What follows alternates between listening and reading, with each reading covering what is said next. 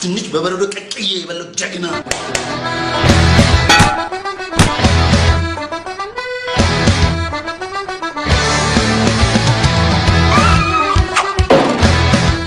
ምን እያረክ ነው?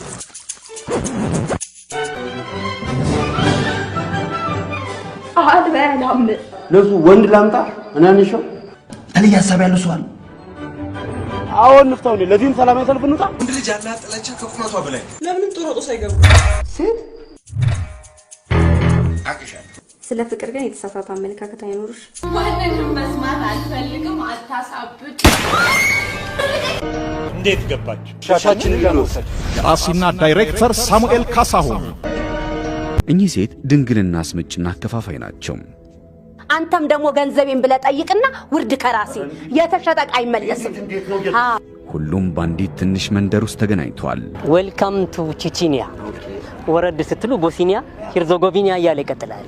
ድንግልና እንደ ሸቀጥ ዋጋ ያወጣለታል፣ ይቆረጥለታል፣ ያደራድራል፣ ያከራክራል። አረ ለአንተ ሲል የድንግል ድርቅ ብቻ ሀገር ላይ እንዳይገባ ግድ የለም ቶ ፕሊስ እኛ እንከፍላለን። ወሰደ ምን ሆነ? እንከፍላለን፣ እንከራከር እንጂ። ሔዋን እንደዋዛ ከሀገር ቤት ርቀው የኖሩ ቤተኛ ናፋቂዎች፣ በራሳቸው የሐሳብ ሟር የሚሽከረከሩ ሶስት ግለሰቦች።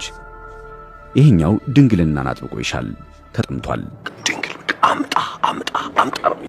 ይሄኛው ደግሞ ገንዘብ ከሚያወጣ ደም ቢሰጥ የሚቀለው ቋንቋና አይማማ ኢትዮጵያ ለጨዋታ ማስከፈል ጀምረሽ ቆየሽ።